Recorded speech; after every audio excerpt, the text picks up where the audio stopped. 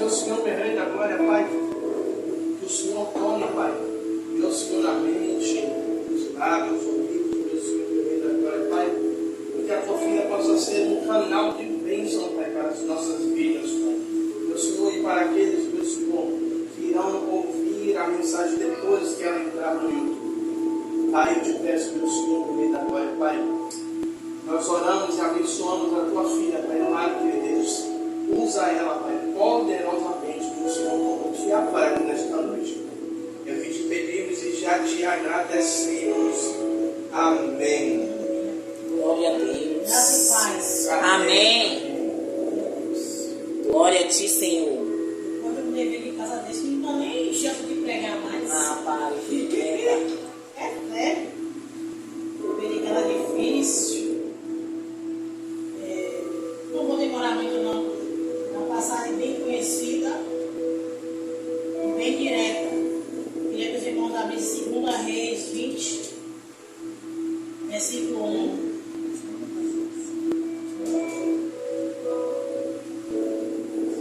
Segunda Reis o quê? 2 Reis 20, versículo 1. Vou ler para ganhar tempo. Menina, tenha calma, menina. Tá cedo ainda. Segunda Reis. Tá cedo, é?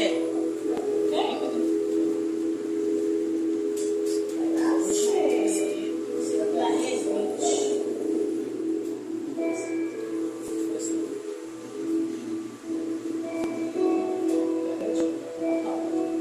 O tema diz: Ezequias adoece.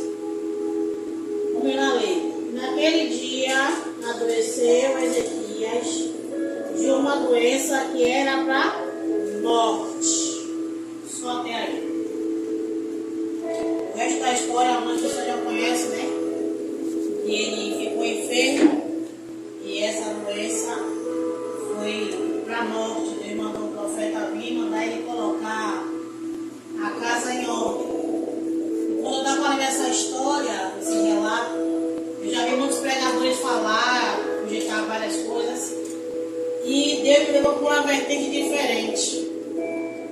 Que a Bíblia não relata que o rei Ezequias ele virou para o lado e pediu perdão, como algumas pessoas falam. Ele, quando o profeta veio, mandou ele colocar a casa em ordem, que aquela doença era mortal, era para a morte. A Bíblia não diz qual era a enfermidade que ele tinha, mas foi uma sentença que Deus mandou para ele, dizendo a ele que ele iria morrer naquela enfermidade.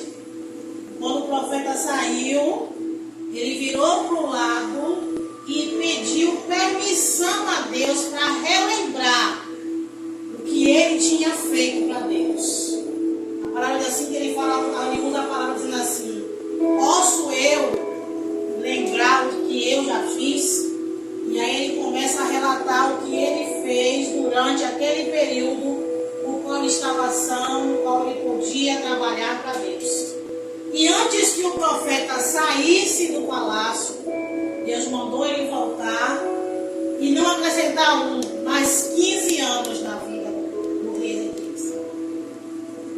Foram 15 anos acrescentados. E aí você pode dizer, mas a palavra diz que Deus não é filho do homem para que minta e nenhum para que se arrependa. E aí você está me dizendo a mim que Deus já se arrependeu. Não, Deus não se arrependeu da sentença que tinha dado a ele. A Bíblia é bem clara que fala que o sol, o relógio, retrocedeu. Não foi a palavra de Deus que voltou atrás. Foi o tempo, falaram para o plástico, foi o tempo que voltou. Para que aquele rei tivesse a oportunidade de fazer mais um pouquinho para Deus. Mas o que me chamou a atenção nessa passagem não foi o que ele fez, não foi o que ele iria fazer, foi simplesmente a resposta da oração imediata que ele teve. Ele tinha tanto crédito com Deus, e quando ele relembrou os feitos que ele tinha feito, Deus deu a oportunidade a ele de viver mais 15 anos. E se a gente for trazer para hoje, não é diferente. Se a gente hoje tiver crédito lá no céu, o que é crédito no céu, irmã? O que é crédito no céu, evangelista? Uma missionária falou conheciam a oração. No começo do culto, ela intercedendo, ela falou sobre oração, sobre intimidade, e eu fiquei ali e disse, ó Senhor, muito obrigado, porque o Senhor me fez essa mensagem, e o tema que eu botei foi assim, a oração que comoveu o coração de Deus. Oh, glória, aleluia a Deus. Porque a oração do rei Ezequiel foi tão simples. Deus não esquece o que a gente faz. Deus não esqueceu o que o pastor fez no ano passado, não esqueceu o que a missionária fez ontem para ele. Mas ele queria, dias do rei Ezequias, uma atitude. Porque se fosse outro, se conformaria, né? Ah, já me disse a mim que eu vou morrer mesmo, já estou aqui, então eu vou só pedir perdão pelo meu pecado, se é que ele tinha algum que a gente não sabe. Relata-se a Bíblia de alguma coisa que ele fez depois.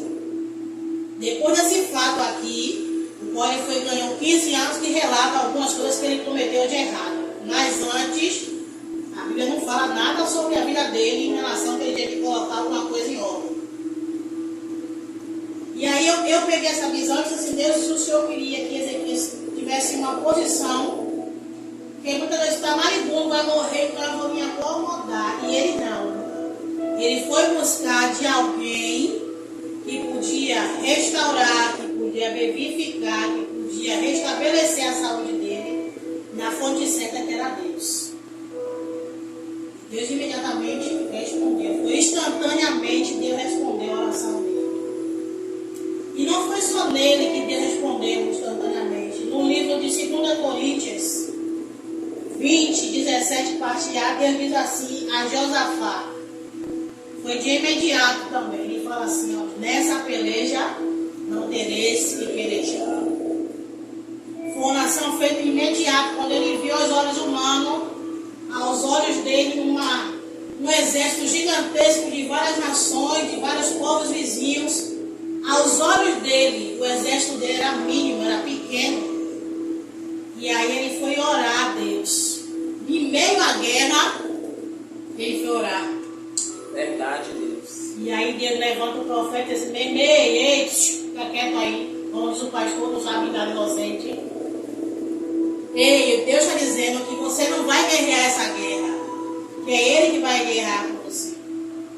E hoje, se a gente pegar essa palavra para a nossa vida de hoje, em meio às tribulações, às dificuldades, às zonas gigantes, os problemas são grandes, aos nossos olhos não temos solução, não vemos saída, e a gente chega para ele e fala assim, Senhor, não sei como vou ganhar, não sei como vou batalhar.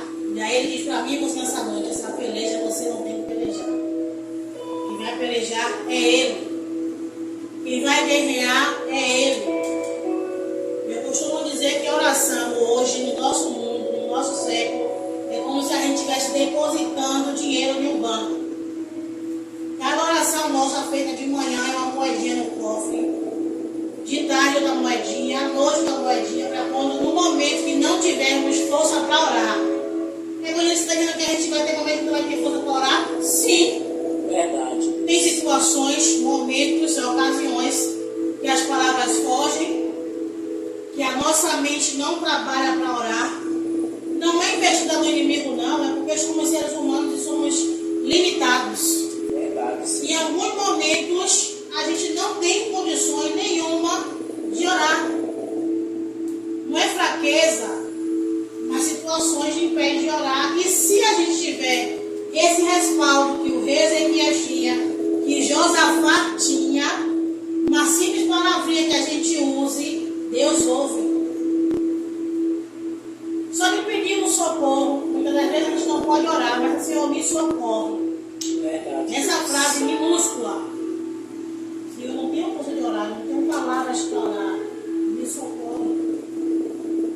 E aí ele vai ver que estamos precisando do auxílio dele. Ou relembrar. Não é que Deus esquece, torna a dizer, Deus não esquece de nada que façamos para ele. Verdade.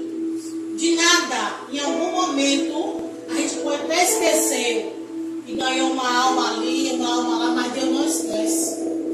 E no momento que você chegar para Deus, eu fiz tanto para o Senhor, e eu queria que o Senhor, nesse momento, me ajudasse. Não é nada em troca. É só relembrar que que dizia, só trazer a memória, como o pastor uma vez pegou, trazer a memória que nos traz a esperança. E foi o que o rei Ezequias fez. Senhor, e ele pediu permissão, a Bíblia diz bem, me permita te lembrar do que eu fiz. Ele não saiu lembrando, não botou Deus contra a parede, não questionou, não brigou. Ele pediu só para lembrar o que ele tinha feito. E sem oração, Noé não teria construído a arca. Sem oração, Abraão não seria o pai da fé. Sem oração, Isaac não seria o filho da promessa. Sem oração, Elias não seria o homem de fogo. Sem oração, Eliseu não seria o homem da unção. Sem oração, Josué não teria feito o sol parar. E outras pessoas mais. Sem oração, o pastor Tiago não estaria de pé. Sem oração, a gente não estaria nessa noite aqui, cultuando ao Senhor. Sem oração, Valquíria não estaria viva para contar a história da vida dela. Sem oração, vocês que estão aqui nesse momento, sem oração, aqueles que vão assistir a gravação no YouTube, sem oração, a gente não estaria aqui. Porque um dia alguém orou por cada um de nós. Verdade, Deus. Mesmo aqueles que nasceram no Evangelho, como Stephanie, como eu, como o Breno que está crescendo no Evangelho, sem oração não estaríamos aqui. E nessa noite a oração é a base do nosso culto hoje, porque desde quando eu cheguei, a missionária estava falando sobre oração. Então Deus está falando de oração nessa noite. A oração, gente, ela nos faz ligar com Deus. A oração nos transmite uma intimidade, uma profundidade com Deus, é um relacionamento. Quando a gente quer conhecer alguém, a gente pergunta tudo sobre a pessoa. Só falta perguntar o RG, CPF. E assim mesmo a oração. Através da oração a gente conhece Deus. A oração não é um monólogo só meu, só seu. É um diálogo entre Deus e você. Você fala primeiro, depois você cala e ouve ele falar. Verdade. A oração é de suma importância. A oração nos faz termos uma profundidade, criarmos raiz com Deus. Amém? Amém. Aplausos ao Senhor Jesus. Glória a Deus.